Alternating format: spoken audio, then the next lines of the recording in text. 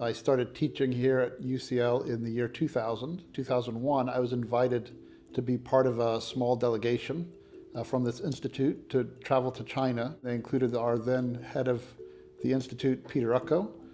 Now, at that time, I was interested in the origins of agriculture and was trying to learn what I could about it in all parts of the world, including China. So one of my real highlights of that trip was at one of the dinners, I had the chance to meet Professor Yan Weiming. And so I had a chance to really have a conversation with him and quiz him, ask him lots of questions, and I came away with a strong interest in wanting to learn more. There are certain things about the style of archaeology and excavation in China that are quite unique and special. And one of those is that I think it's very much rooted in the local. And I think it is important that it is rooted in place. So it's excavations that are aimed to understand how people lived in a particular place in a particular landscape. The other thing that's important is scale. The growth of kind of large-scale excavations in China in recent decades has accompanied the kind of cutting edge of archaeological science. And so systematic sampling and scientific approaches has been part of that scaling up of archaeology.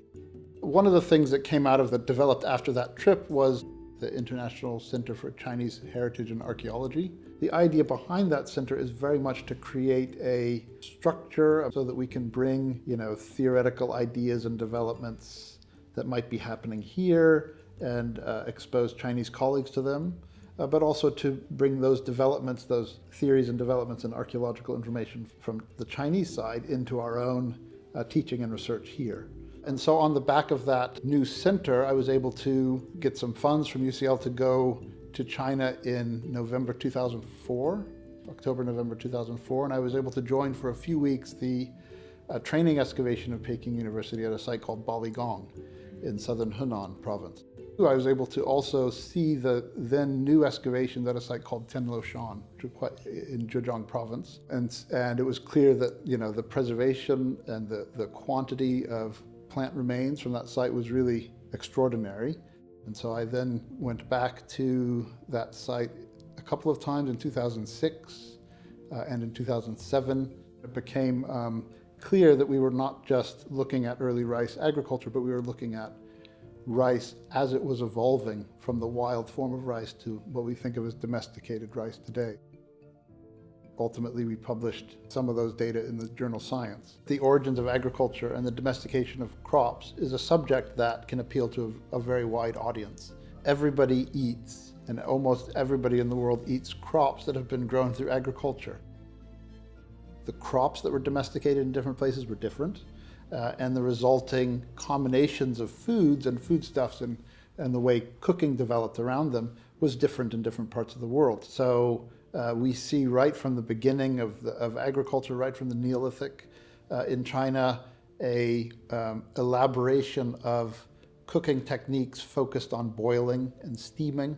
That's quite different from what we see in early agricultural societies in Western Asia. So you can start to think about how these long-term culinary patterns have persisted over the long time. As a professor, of course, a major part of my job is to teach students and to train the next generation of archaeologists. Since 2012, I think, we have had a master's degree called the Archaeology and Heritage of Asia, which I helped to design. It includes Central Asia, China, South Asia, Southeast Asia.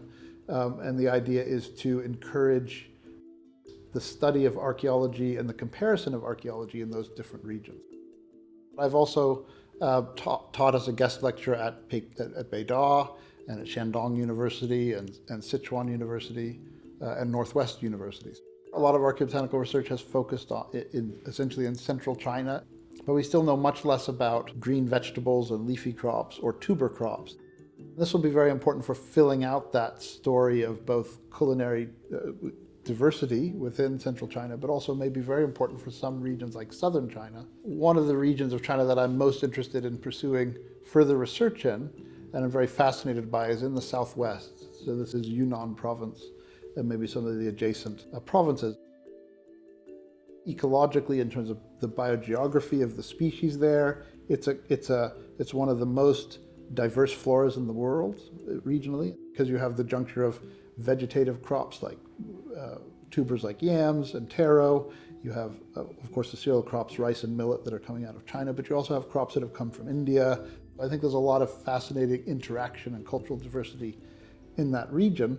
Traditional systems of land use can be very important in conserving landscape and biodiversity.